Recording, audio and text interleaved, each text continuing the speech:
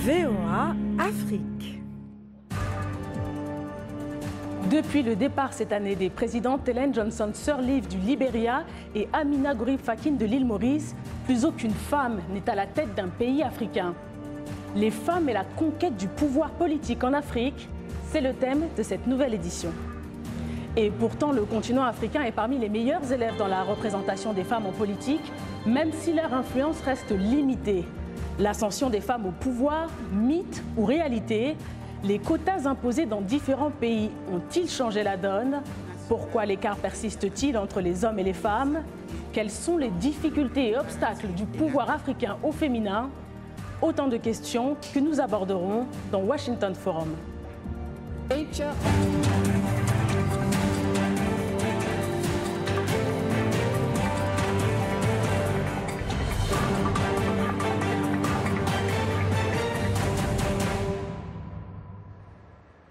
Et cap sur la Guinée où les femmes représentent plus de la moitié de la population, mais avec une faible présence dans les prises de décision. Elles ne sont que 4 dans le gouvernement sur 33 ministres et 25 sur 114 députés à l'Assemblée. Aujourd'hui, le combat pour la parité s'intensifie. Un mouvement a été lancé à Conakry, nous dit Zakaria Kamara dans ce reportage. Rien ne semble arrêter Sira, chef de ménage, dans la course vers son autonomisation économique. Je suis ici pour trouver à manger pour ma famille, gagner de l'argent pour payer la scolarité des enfants. Je suis veuve et donc chef d'une famille de plusieurs membres, dont ma mère. Dans ce marché de la banlieue de Conakry, et comme dans tous les marchés du pays, les femmes sont les plus nombreuses. Elles représentent plus de la moitié de la population guinéenne. Pour exprimer leur mécontentement suite à la formation du nouveau gouvernement guinéen, Fatima et ses amis ont lancé via Internet, pas sans elle, un mouvement pour la promotion de la femme guinéenne. Nous avons constaté avec frustration la nomination de 4 femmes, tandis que l'ancien gouvernement avait plus de 7 femmes au sein du gouvernement. Nous nous sommes organisés en bureau exécutif et nous avons mis en place des commissions techniques et thématiques dont il y a plus de 250 femmes à travers la Guinée mais aussi à l'international qui ont rejoint leur mouvement. Sur la page Facebook du mouvement, des photos, des vidéos mais aussi des messages forts. Le tout pour attirer l'attention sur la femme guinéenne. On espère aussi qu'en Guinée, avec ce mouvement Pas sans elle, il va y avoir un sursaut national, que et les hommes et les femmes se mettent ensemble pour faire la promotion des droits déjà acquis et travailler ensemble sur la parité et l'équité. Malgré leur grand nombre, les femmes guinéennes peinent à trouver toute leur place, même si les facteurs socio-culturels semblent apporter une explication. Dit-on ici, les coutumes donnent plus de pouvoir aux jeunes garçons et à l'homme. Mais certains observateurs pensent que la Guinée ne fait pas assez pour sa compatriote. Exemple, en 2010, elles ont refusé de donner leur voix à la seule candidate suite à l'élection présidentielle. Zakaria Kamara pour VOA Afrique, Conakry. Et merci Zakaria. Plusieurs invités pour nous accompagner au téléphone de Cotonou au Bénin. Marie-Élise Gbedo, avocate et femme politique. Elle a été notamment ministre. Elle s'est présentée 4 fois à l'élection présidentielle au Bénin et a été garde des Sceaux sous Boni Yayi. Via Skype de Conakry en Guinée, Domani Doré, femme politique, ex-ministre des Sports en Guinée et fondatrice de la Guinée audacieuse. Via téléphone de Dakar au Sénégal, Fatou Sow, sociologue et féministe. Avec moi sur ce plateau, Kamisa Kamara, analyste politique et directrice de Global Partners. Bonsoir à toutes et merci d'être avec nous. Alors, bonsoir. Donc, en matière de promotion de la femme, Marie-Élise Gbedo, qu'est-ce qui a évolué dans votre pays, le Bénin? Je dirais sans sourciller que rien n'a évolué. Au contraire, nous assistons à une dégradation, à une régression de la promotion de la femme dans le domaine politique. Que ce soit au niveau du Parlement, au niveau du gouvernement de l'exécutif, dans les communes, les institutions de la République, la femme béninoise est de moins en moins visible, alors que dans ce pays, nous avons eu à un moment donné 8 femmes dans le gouvernement. Aujourd'hui, on n'en a que 3. Alors que c'est la volonté politique qui doit toujours donner l'exemple, c'est ce que moi j'ai toujours soutenu. Avec la conférence de Beijing, la lutte que nous avons faite à l'époque, avec la conférence nationale des forces vives de la nation qui a eu, qui nous a sorti la Constitution, qui a dit en son article ainsi que l'homme et la femme sont égaux en droit. Nous avons eu beaucoup d'espoir, mais aujourd'hui nos espoirs sont par terre. Hein. On ne croit plus à rien. Merci beaucoup. Se dégrade en ce qui concerne la femme. Et qu'en est-il du Mali, d'où vous êtes originaire, Kamissa Camara? Alors le Mali n'est pas en marge des progrès que les pays africains font en termes de parité. Il y a un quota qui a été instruit, qui est de 30% pour la représentation de la femme au Parlement. Bien sûr, est-ce qu'il est respecté? Il n'est pas respecté. Il y a beaucoup d'efforts à faire. Dans le gouvernement actuel, nous n'avons pas plus de 5 femmes. Donc il y a beaucoup d'efforts à faire. Mais un aspect sur lequel j'aimerais attirer votre attention, c'est la participation de la femme dans la gouvernance locale. Donc au Mali, dans la gouvernance locale, la femme a un poids qui est prédominant. Et c'est vraiment elle qui tire tous les aspects de développement locaux, de décentralisation, de pouvoir au niveau des communes. Les femmes sont vraiment un acteur principal au niveau local. Alors, Domani Doré, est-ce que le retour des quotas qui a permis l'arrivée de plus de femmes dans les assemblées, où il y a une autre raison, enfin la présence des femmes dans la politique, est-ce que c'est les quotas ou est-ce que justement il y a d'autres raisons qui font qu'elles sont plus nombreuses? Je voudrais dire que penser qu'elles sont plus nombreuses, cela dépend de votre approche. Il faut savoir qu'en Guinée, déjà, l'instauration du quota n'est plus de mise. Désormais, on compte sur la volonté propre des femmes de s'engager. Naturellement, ces femmes ont quitté à l'issue du remaniement dernier. Et vous le savez très bien, la Guinée doit son indépendance depuis 1958, et notamment à la lutte des femmes. Et depuis 1958, nous comptons que 2 femmes candidates aux élections présidentielles, notamment Mme Zarandaraba et Marie-Madeleine en 2015 passé. Donc c'est pour vous dire qu'en Guinée, j'avoue que c'est une forme de façade quand on parle de l'implication des femmes. Il y a beaucoup plus de femmes analphabètes qui sont très engagées.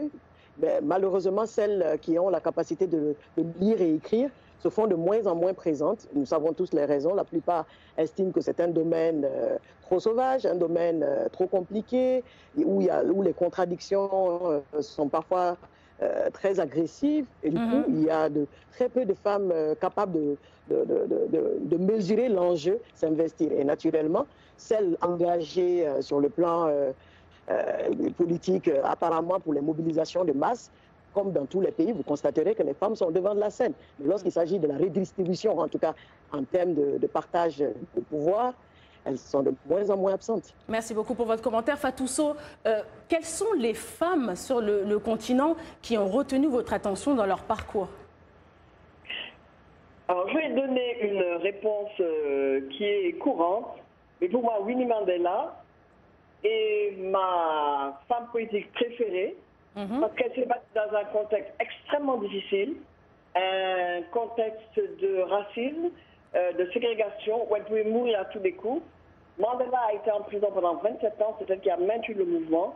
On aurait oublié Mandela si Winnie Mandela n'avait pas entretenu la flamme.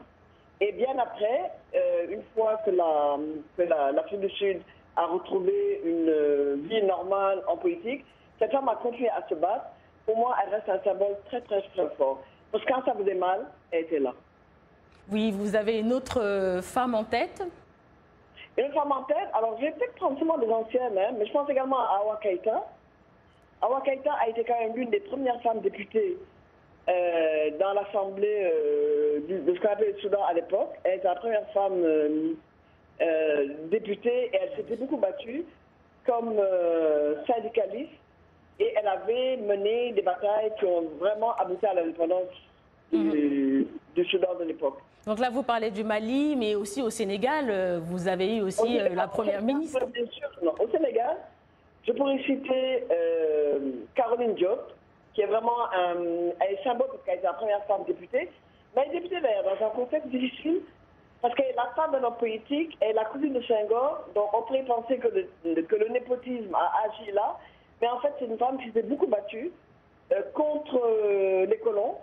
Elle était institutrice, on l'avait punie plusieurs fois pour tentative de rébellion, et elle a quand même joué ce rôle extrêmement important dans les premières législatures, notamment quand on faisait le travail sur le code de la famille. Elle était là, totalement minoritaire, parce que c'était la seule femme. Et ça, je crois qu'il faut l'en féliciter. Mais je voudrais dire quand même, hein, il y a un nombre assez important de femmes, et ça, je voudrais vous référer au documentaire de Diamou Bessan sur les mamans de l'indépendance. Et les mamans de l'indépendance, c'était aussi bien les institutrices, les sages-femmes, donc les femmes instruites, que les femmes de tous les jours, dont on dit souvent qu'elles ne sont que des ménagères. Mais celles-là, on les a retrouvées dans les rues de la Médina, on les a retrouvées dans les villages au Fouta ou au Sénégal oriental. Et ces femmes-là, elles ont poussé les hommes à non seulement revendiquer une indépendance pour laquelle ils étaient tous d'accord, elles ont fait ce travail aussi bien au sein du BDS, qui était le Bloc démocratique sénégalais de Senghor, que beaucoup plus tard au PAI, dans les années 58. Elles ont été vraiment des fers de lance. On reviendra justement sur les différents rôles des militantes et des femmes politiques. Marie-Élise Gbedo, au sein de grandes formations politiques, il y a toujours des femmes, mais surtout lorsqu'il s'agit de mobiliser ou pour apaiser en situation de crise comme en Centrafrique. Pourquoi sont-elles cantonnées à ces rôles? Marie-Élise? Vous m'entendez? Oui, je vous entends. Oui, je vous entends parfaitement. Bon, au Bénin, il ne faut surtout pas oublier le rôle de Rosine Vieira Soglo. Malgré ses 80 ans, elle est toujours là. Elle a été une femme, elle a créé son parti politique, elle a toujours milité, elle a toujours été à l'Assemblée nationale, elle s'est toujours battue et elle continue. Malgré le poids de l'âge, plus de 80 ans, je dis que c'est la meilleure de ce pays et on doit lui rendre hommage. À part ça, le reste, bon, la plupart sont des demi-lettrés ou bien analphabètes qu'on mobilise, mais auxquels on ne donne pas les places qu'il faut. Elles ne sont même pas formées, c'est le bétail électoral, ce sont les femmes qu'on envoie. Oui, mais on voit certaines, il y a d'autres femmes qui sont mobilisatrices quand il s'agit de mobiliser un certain électorat, ou aussi même qui sont là pour apaiser. Elles ont un rôle vraiment d'apaisement, comme je le mentionnais tout à l'heure avec Samba Panza en RCA. Mais pourquoi justement ces femmes-là sont cantonnées dans ces rôles très spécifiques? Mais je pense que c'est culturel. C'est culturel, c'est-à-dire qu'on attribue beaucoup plus ce rôle à la femme. N'oubliez pas que la coutume a joué un rôle déterminant dans l'émancipation de la femme dans notre pays. Les femmes sont encore tributaires de l'autorité du mâle, de ce mythe historique qui est fondé sur l'inaptitude des femmes à gouverner.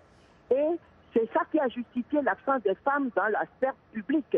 Et on estime que le rôle de la femme, c'est de jouer à l'apaisement, c'est d'accompagner le mari, c'est de conduire l'homme à réussir. Ce qui fait que même par rapport à l'émancipation politique de la femme, il y a beaucoup de femmes qui aimeraient bien, mais à cause des problèmes conjugaux que ça peut amener dans leur foyer, elles préfèrent laisser tomber et s'occuper du foyer. Leurs époux ne les accompagnent pas parce qu'on estime que ce n'est pas le rôle de la femme. Je vous reprends tout à l'heure.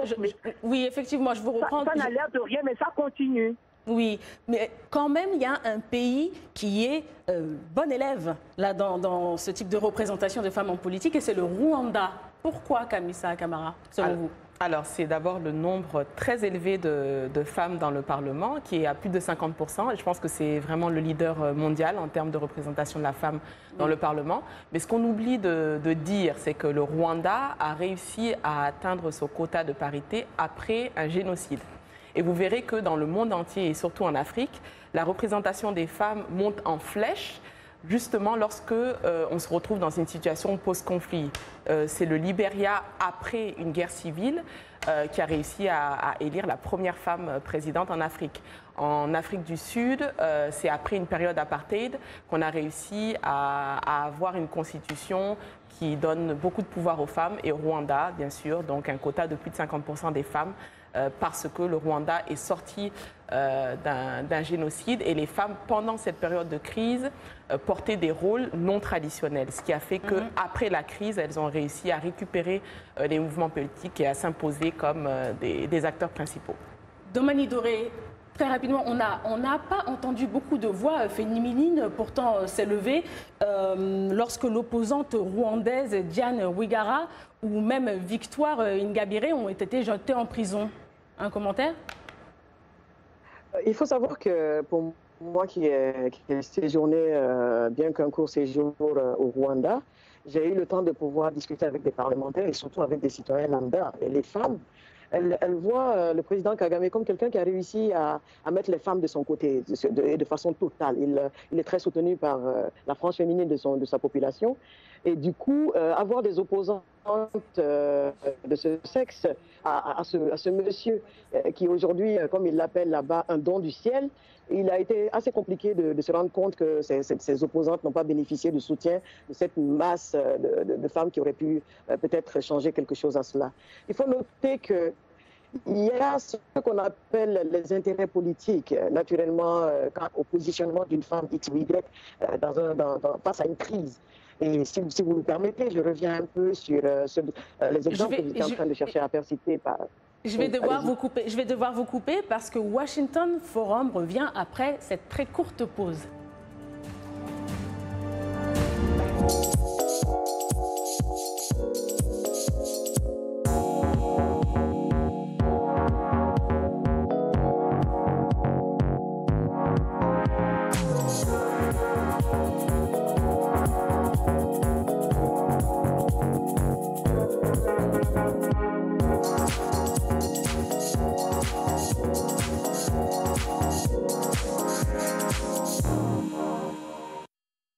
Merci de nous retrouver pour la seconde partie de Washington Forum. Nous retrouvons nos invités au téléphone de Cotonou au Bénin. Marie-Élise Gbedo, avocate et femme politique, mais aussi de Conakry en Guinée. Domani Doré, femme politique et fondatrice de la Guinée audacieuse. Via Skype également de Dakar au Sénégal. Fatou Sow, sociologue et féministe. Et avec moi sur ce plateau, Kamissa Camara, analyste politique. Alors, nos téléspectateurs ont réagi en ligne. Donc, quelques commentaires Facebook. Le premier du Mali, Mahamadou Traoré. Elle reste apolitique car très peu de femmes sont instruites en Afrique. Je suis enseignant dans mon académie. Les jeunes filles abandonnent l'école à bas âge au profit des mariages. Il y a souvent des parents d'élèves qui sont hostiles à l'instruction avancée des jeunes filles. On a aussi Alphonse Mbouaki de la RDC. Les obstacles du pouvoir africain au féminin viennent du fait que les femmes n'osent pas postuler. Elles laissent la politique aux hommes, or elles ont des compétences. Et de Côte d'Ivoire, il y a Marcelin Kofi. Les États africains laissent très peu de chance à une émancipation politique de la femme. Il sera opportun qu'ils œuvrent à la promotion des droits politiques de la femme en augmentant ses chances d'accès à la représentation dans les assemblées élues. Alors, je vais me tourner vers Marie-Élise Gbedo. Vous avez été candidate 4 fois à l'élection présidentielle au Bénin. Donc, on se demande si les femmes votent forcément pour une femme. Je dirais non. Puisque même on me le dit en face. Les femmes elles-mêmes n'y croient pas. Même les femmes intellectuelles, elles n'y croient pas. Mais quelle est la raison selon vous? Mais oui, c'est-à-dire que je crois que malheureusement, l'éducation nous a formatés. Et beaucoup de femmes ne croient pas en elles. Et du coup, on ne croit pas en moi. Moi, combien de fois on m'a pas dit, qu'est-ce que tu vas chercher dans ça? Et il y en a qui me disent, ta place n'est pas là. Et pourtant, ce sont des femmes intellectuelles qui ont voyagé, qui ont vu du pays, qui sont bien. Mais elles ne sont pas convaincues. On va jusqu'à dire, on ne peut pas voter pour toi parce que ce sera une voie de perdu. Donc on préfère voter pour les hommes. Oui. On croit que c'est l'homme qui est le chef. Une femme n'a pas sa place. Et je vais me retourner vers Fatou Sow. Je vais me retourner vers Fatou Sow. Oui. La récente élection de la Tunisienne Souad Abderrahim, la tête de liste du parti islamique Ennahda, a été qualifiée d'historique car c'est la première fois qu'une femme est à la tête de la capitale d'un pays arabe musulman. Est-ce que la religion musulmane est contre l'émancipation de la femme en politique? Non, ce n'est pas la religion musulmane en tant que telle, mais c'est la manipulation que les sociétés font de la religion musulmane. D'accord. Moi, je suis profondément laïque.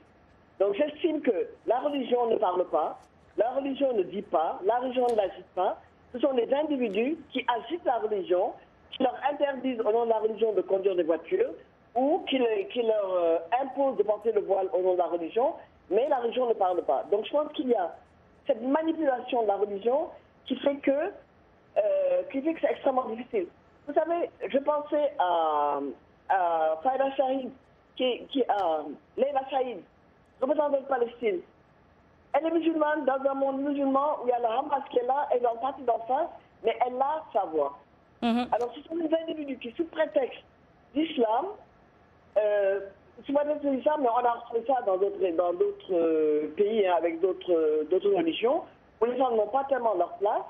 Mais ça me fait énormément dire que c'est la religion musulmane qui empêche. Je pense que c'est la manipulation d'une religion, quelle qu'elle soit, tout le temps qu'on parle au nom de la religion pour empêcher les femmes d'arriver d'accès à quelque chose. On a manipulé cette religion. Domani Doré, alors quelles sont les difficultés, les obstacles des femmes dans l'arène politique, vous qui avez été ministre? Je veux profiter de l'occasion justement pour partager avec vous une analyse qu'a faite un spécialiste politique qui nous a été apporté comme formateur. Il m'a fait, Madame, est-ce que vous avez remarqué que lorsqu'une femme passe par le tremplin politique pour accéder à un poste tel que celui d'être ministre, lorsqu'elle est débarquée de ce poste, elle ne retourne pas dans le creuset de son parti politique, mais se retrouve dans la société civile pour vouloir changer le monde. Et comme les hommes se préparent à faire carrière en politique, alors que les femmes très souvent atterrissent en politique et après s'imaginent qu'elles peuvent faire carrière, elles sont très souvent déçues et se retournent vers la société civile où elles estiment qu'il y a au moins des choses qui changent grâce à leurs actions. Et donc c'est pour vous dire qu'aujourd'hui les difficultés elles sont d'ordre mental. Elle vous le disait tout à l'heure, la dame du Bénin, beaucoup de femmes n'y croient pas. C'est pourquoi notre organisation aujourd'hui qui est un incubateur politique, la Guinée audacieuse, justement l'appellation audacieuse. Les femmes ne sont pas très confiantes. Et surtout si vous remarquez, chacune d'entre elles pourront vous en témoigner, beaucoup se retrouvent plus soutenues par des hommes que par les femmes. Les hommes sont plus enclins à accepter le leadership féminin. Mais les femmes qui sont plus nombreuses, justement, du moment où elles manquent de confiance en elles-mêmes, estiment que la femme en face ressemble typiquement à elle. Donc cette femme ne peut pas faire ce qu'elle ne peut pas réussir. C'est très intéressant. Les difficultés sont... C'est très intéressant. Kamisa Camara. Oui, Kamisa Camara, y a-t-il aussi une barrière financière pour entrer en politique? Absolument. Je pense qu'il y a de nombreuses barrières et les personnes qui étaient sur le plateau, les dames qui étaient sur le plateau les ont citées. Je pense que oui, il y a une barrière financière, mais vous avez un exemple récent aussi aux États-Unis où on est passé à 2 doigts d'avoir une femme présidente à la tête du pays. Les Américains ont décidé de ne pas voter pour elle. Et il y a eu des sondages qui ont été effectués après l'élection qui démontraient que non, les Américains n'avaient pas confiance et ne voulaient pas voter pour une femme parce qu'ils pensaient qu'une femme ne pouvait pas diriger ce pays. Donc le problème de l'émancipation de la femme, de la participation de la femme en politique n'est pas un problème africain, c'est un problème mondial. Le domaine de la politique est un domaine hostile, il est à plus de 90% masculin et je vous assure que les hommes ne rendent pas la tâche facile aux dames qui veulent s'y aventurer. Et Fatousso, quels sont les préjugés qui sont collés aux femmes dans ce milieu politique? Fatousso? Oui. Oui, quels sont les préjugés? Oui, quels sont les préjugés justement qui sont collés aux femmes dans le milieu politique? Écoutez, le premier préjugé que l'on entend tout le temps, et je parle vraiment au Sénégal où on a la parité depuis 2010, c'est quand on a dit qu'il fallait 50% des femmes sur les listes, on a dit, mais elles sont incompétentes. Les pays ont supporté 100% d'hommes incompétents pendant les 40 à 50 premières années des indépendances. S'ils étaient aussi compétents, on n'aurait pas toutes ces crises qui secouent le continent africain. Mais c'est le premier préjugé. Les femmes, elles sont incompétentes, mais elles sont incompétentes parce que femmes. Et parce que leur rôle, il est supposé être un rôle de... Vous savez, il y a une idéologie de la maternité autour des femmes. Une femme ne veut pas s'occuper de sa famille, de ses enfants et de son mari, et s'occuper en même temps de politique. Ben alors, est-ce qu'une femme doit être en fait un homme politique? Comment elle doit faire enfin... Non, c'est un peu ce qu'on attendait, mais il faut que les femmes, justement, refusent d'être un homme politique. Il faut que les femmes se battent pour être une personne politique, pour que les hommes deviennent enfin eux aussi des personnes politiques. Parce qu'un homme politique, c'est facile. On a des avantages que vous donne la culture, la religion, le fait que vous avez été à l'école plus longtemps, etc. C'est vrai que les femmes, elles doivent se battre pour sortir de ce carcan idéologique dans lequel elles sont enfermées, de occupez-vous de la maison, de la famille, des enfants, mais si vous sortez, à ce moment-là, la famille se délabre, etc. Et c'est ça. Mais je vais juste donner un exemple sur tout à l'heure quand on a parlé que les femmes ne votaient pas pour les femmes. C'est vrai et c'est faux. C'est vrai et c'est faux, on le dit beaucoup, mais on n'a peut-être pas fait un sondage. Mais en même temps, je crois qu'il faut que les femmes en politique se démarquent des hommes qui arrivent en politique sans programme, qui sont parachutés par leur parti et qui n'ont aucun programme, ce n'est qu'un programme large, totalement banal, qui ne sert à rien. Les femmes doivent faire l'effort de faire des propositions en disant à la société et aux femmes en particulier, voilà ce que je vous propose. Oui. Je vous jure que ces femmes proposeront des programmes ou des idées ou un cadre qui intéresse et touche la vie quotidienne des femmes et leur vie globalement, vous verrez, les femmes seront là. Sinon, si, comme femme politique, on se conduit comme un homme politique, ça fait splash, hein, et ça... Et après, bien sûr, les femmes sont absolument amères, parce que les clichés continuent, de toute façon, elle n'est pas compétente, de toute façon, qu'est-ce qu'elle fait en politique? Alors, j'aimerais revenir sur le propos de Kamisa Camara tout à l'heure. Elle a parlé justement, elle a fait référence aux États-Unis. Domani Doré, est-ce que vous pensez que c'est seulement en Afrique que les femmes ne sont pas entendues? C'est clair que c'est un phénomène qui est mondial. Et je dis même souvent que si on parle même de la place des femmes en politique en Afrique, c'est parce que c'est un sujet mondial. Et que ça touche à toutes les femmes au-delà de nos frontières. Et j'avoue que ce que vient de dire ma sœur, quelque part, je ne suis pas très d'accord avec ça.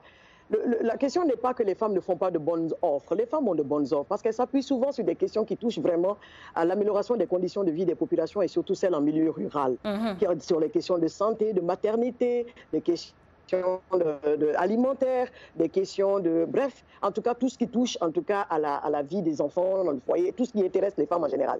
Le problème n'est pas que les femmes en politique ne font pas de bonnes offres. Les hommes n'en font pas, mais sont quand même soutenus. Alors, où est le bémol? Il faut savoir que, quelque part, il y a ce qu'on appelle la manière dont on devrait arriver à faire comprendre aux femmes que le pouvoir n'a pas de sexe. On ne cherche pas à diriger comme une femme, mais à tout simplement diriger. Le pouvoir n'a pas de sexe. Effectivement, il nous reste quelques petites secondes. Je vais me retourner vers Marie-Élise Gbedo pour un dernier mot. Très rapidement, un dernier mot sur ce sujet. Mes sœurs, pour dire qu'effectivement, c'est un problème mondial. Et n'oubliez pas l'exclamation de Laurent Fabius lorsque Ségolène Royal s'est présentée à l'élection présidentielle. Et ainsi s'achève ce Washington Forum. Qui va s'occuper des couches culottes de nos enfants? Alors, à partir de ce ainsi s'achève ce Washington Forum. Merci beaucoup Marie-Élise Gbedo. Merci à toutes mes invités et à mes collègues. Vous pouvez retrouver cette édition sur notre site internet et rester connectés sur nos pages Facebook. Excellente suite de programme.